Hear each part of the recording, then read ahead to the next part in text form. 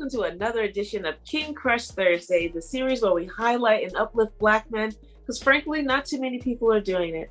My name is Val Gay, and I'm super excited to bring to you a brother who is multifaceted. He's a father, he's a husband, he's an entrepreneur, an activist. He's an executive director of an amazing organization that advocates for youth. His name is Reuben Jones. Hi, Reuben. Hey, how are you, Val? Hi, thank you. How are you? I'm great. Awesome. Thank you so much for joining us for this conversation, which is all about changing the narrative around, which is a small, we see into a glimpse into this community very myopically through the media, or through just like, what we see in the media, the news.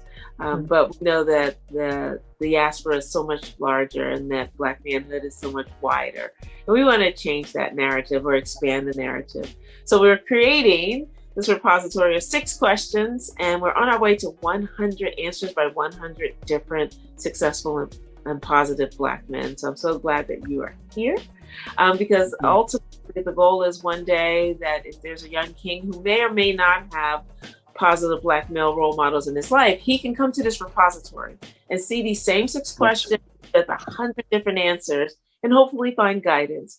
And then for the rest of us who are neither male or even Black, that we too can see these questions and get a deeper insight into the group that you're a part of, Black men.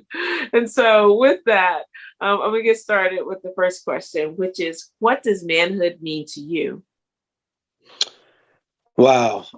Straight to the deep water, huh? So, manhood, I think is different from masculinity in a lot of different ways. I was fortunate enough to grow up with my father, my biological father, in the house with me. So he and my mother were married.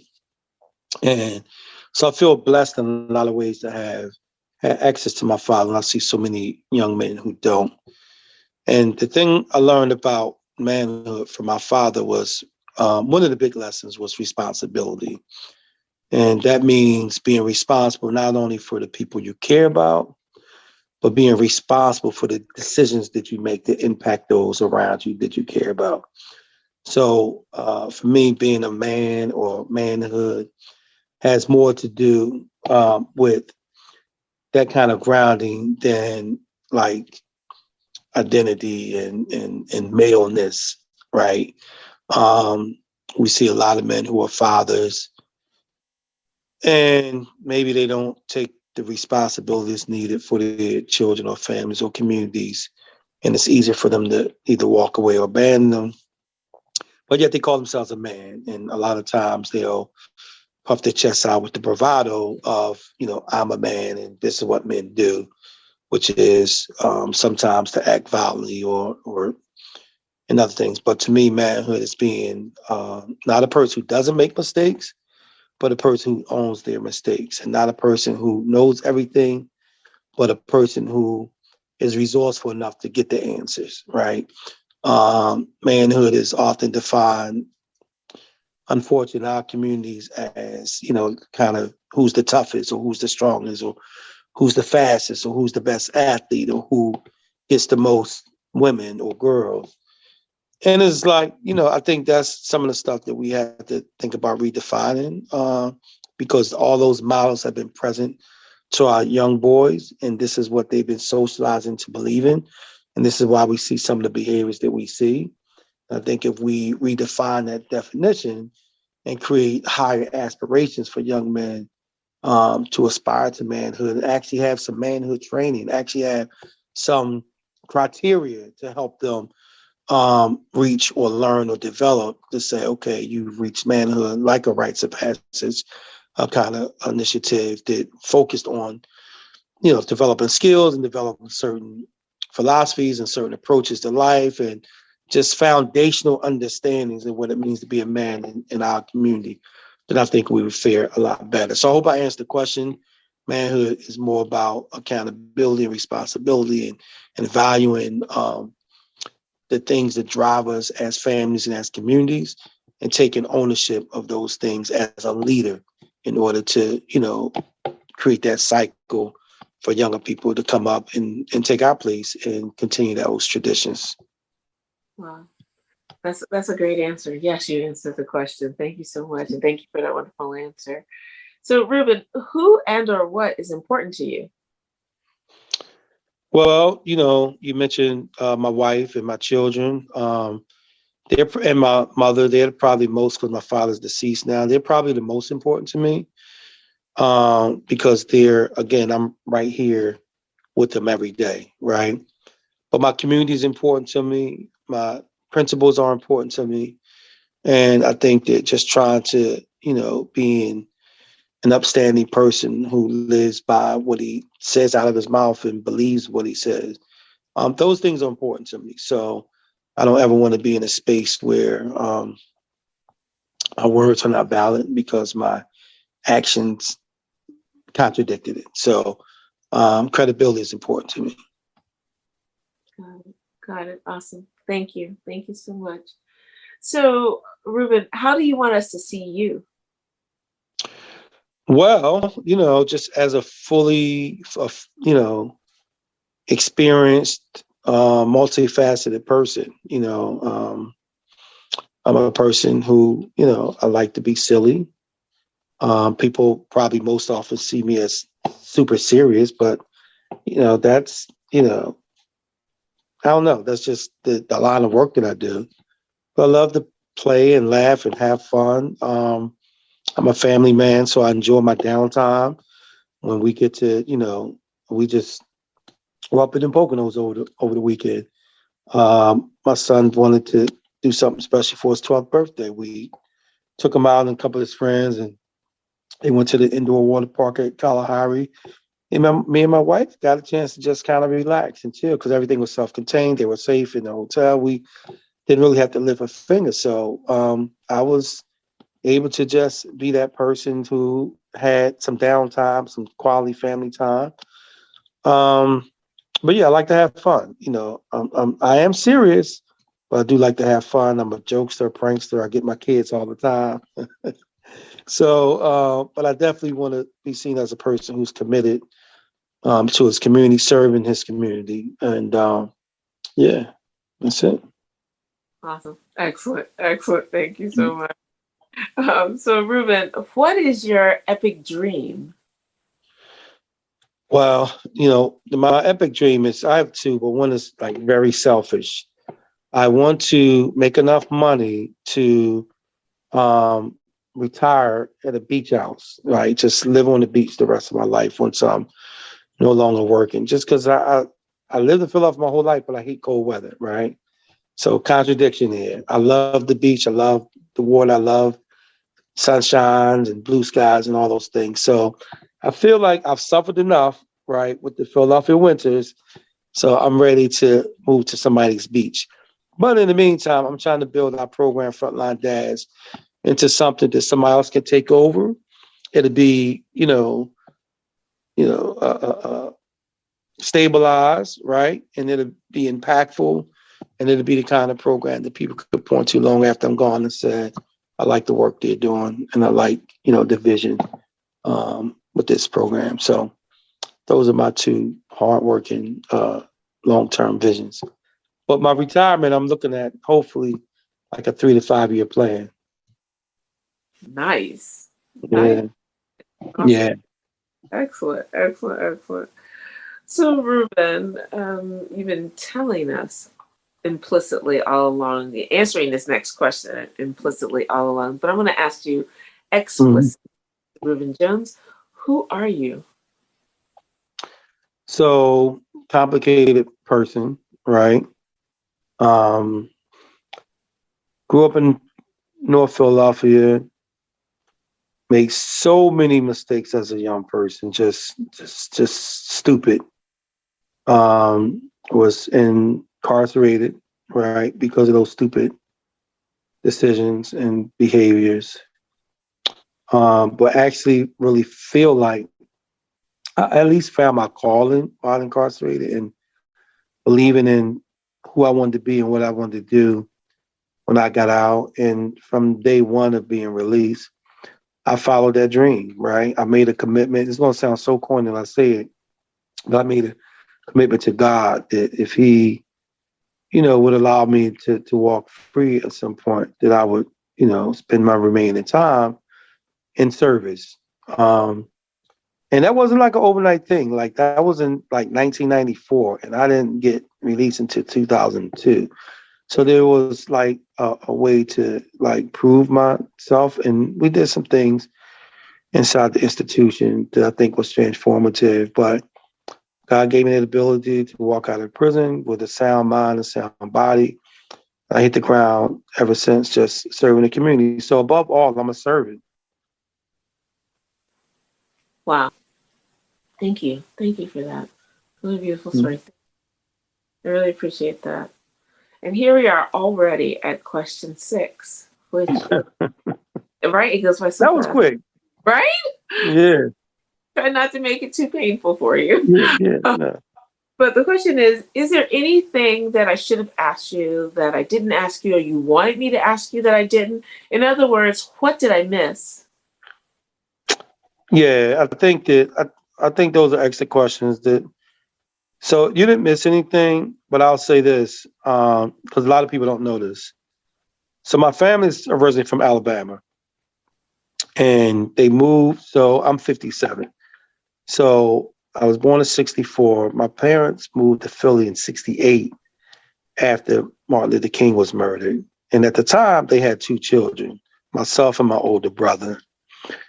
And they moved to Philadelphia because, Great Southern Migration, right? But we had an uncle in Philly who was like, hey, come up here. I can help you get started. And they came just looking for a better life to raise. At that time, they had 2 children, 2 boys, 2 black boys, and I just always remember, and we went back every summer.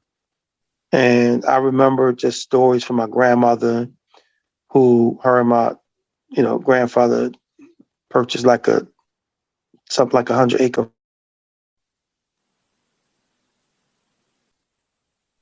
My phone was ringing back in like the 40s, and they raised 13 children. So my mother has 12 siblings. So they grew up on this farm, and they had a very simple kind of, I guess, Walton's kind of life, or Little House on the Prairie kind of life. My grandfather never learned to read and write, never drove a car, never finished school, right? Neither did my grandmother. But in their terms, I feel like they were successful, right? Considering what they dealt with. So my mother and my father brought that history, that lineage, that legacy with them to Philadelphia to raise 2 children. And for me, being in Philadelphia, being a northerner, so to speak, being ingrained in this community and socialized differently than the foundation that my parents and grandparents grew up in, it shaped me, right? And for all the ups and downs, for all of the mistakes, for all of the scraping my knees, and like I'm grateful. Hasn't been easy, hasn't been pleasant a lot of time, but I'm grateful that my parents had the vision to get us out of Alabama. And I'm not saying this as an indictment against Alabama either, like, because I still have family there, so I have to be careful. But I am grateful that my parents had the vision to uproot their family and get a fresh start in a place where they saw hope, in a place where they saw opportunity, because I don't know who I would be had I grown up in rural Alabama, either working in the cotton fields or at the lumber yard, right? Um, so even though some of my experiences were not great, like going to prison wasn't a great experience for me, I value and I embrace each of those experiences because they created the Reuben that I am today. And going through that fire and really having my will and my faith tested the way it was, cultivated in me a fire that burned so deeply for my community and for my people. So people don't know that began in the backwoods on the dirt roads of Alabama. And I'm forever grateful. Wow. Wow. Wow. Thank you. Thank you so much for sharing. Beautiful, beautiful story, and the imagery is just really powerful. Thank you. Thank you so much. I'm so grateful that you've shared your experience and been open and candid experience, because we often only see the outcome. We don't see the inputs. We don't see the journey. And in my faith, I believe that all things work together to good for those who love God and are called according to His purpose. It doesn't mean that the thing was good, but that it can be turned into good and That's for right. and so I'm really grateful, and I know that there are people in our community who may feel that they have no hope because of the mistakes that they've made, and so powerful for you to state these things, like these are things I did and this is what I paid for, and I was able to turn my life around and live my life, and now I serve my community. It's just there's hope. There is hope. Parents is really wonderful. So I'm just really grateful for your work. You mentioned your organization. I forgot to mention it is in the bio in the description below, but Frontline Dad. Yeah. And I also did not mention that you're also a poet, which will be obvious given how well you painted that last picture, particularly that last story. So I just want to honor you, my king, and I pray Thank you that so much. continue to do great work and that your epic dream, both of them, come true, especially that one about the beach house, because I hear you every year. It starts mid-fall. I'm like, why do I live here? Why? And I'm I think we all have that same experience. In fact, I tell people every year, this the year I'm going to have to leave. Like, and just because the winters. First of all, I don't like shoveling snow. That's my big thing. I don't like driving in the snow. Right? I just think it's dangerous, and I really try to minimize how much I drive in the wintertime, only necessary. And I think that my old bones are starting to aching away, that they're begging for a warm weather reprieve, right? But I love the city so much, right? It's home, and it's so beautiful. Sometimes I feel like people who are indigenous to Philly don't always value the beauty of it, right? We take it for granted. I see tourists come and they're seeing places they experience it for the first time. They're taking a picture, and there's so much joy on their faces, right? I see people walking around the city who get to witness it and experience it every day, and they have this style, they have this anger. Look at them like, you need to. So what I do, one of the things I do is I use West River Drive as part of my personal therapy and self-care. So when I'm having a challenging day, a lot of times I just drive down West River because it's so soothing and peaceful to me. You're right there at the water, a lot of greenery. You come around the loop. Well, now they closed that part off, so you got to go up Sweetbriar. Yeah. But it's a beautiful experience. We have a lot of beautiful parks. We have a lot of beautiful bike paths and like what do you call it? People like jogging paths kind of thing. Some of the buildings are old and historical. Of course, a lot of them are changing now, but we have these beautiful buildings across the city. We have so much art across the city, both murals, statues, and otherwise. We have so much history in the city that, it's just a beautiful thing to experience. And I know that sometimes I just treat myself like I'm a tourist, and I'll go somewhere. When they used to have the ride, remember Ride the Ducks? Like I've done that. I've done the bicycles down at down there behind the art museum. Excuse me. I've been on that the tour bus. Like I do those things because I want to appreciate the beauty of the city and really live in the moment and be present with this beauty. And I think that the less we take it for granted, the more we begin to appreciate it. Yeah. First of all, that was a great commercial for Philadelphia. So anyone who's watching who's not from Philadelphia, Reuben just gave you all these reasons why you need to come visit us. Absolutely. And that is one of the reasons why I'm here every Right. year, despite the weather. My family is here, but I do love this city. I love it so much. Absolutely.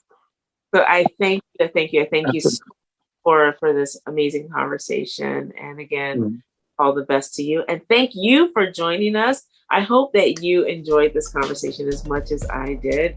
And if there is a positive Black man in your life who you want to see highlighted in this forum, please feel free to click the link below or in my bio, fill out the nomination form, and we'll take it from there. We are on our way to 100 positive and successful Black men. And when I say success, it's not about what someone does for a living. Mm-hmm. I had to hear Reuben talk about his grandparents and how successful they were, where we wouldn't normally associate some of those things with success, but the impact that one has on their family, on their community, be it their nuclear family or the community writ large. Those are the brothers that we want to talk to, because we are expanding this narrative. And so with that, stay tuned for next week for yet another amazing king. And in the meantime, please remember to spread love and have a great day. Thanks so much. And Reuben, thank you so much. That was really wonderful. Thank you. I tip my hat to you. Kudos to you.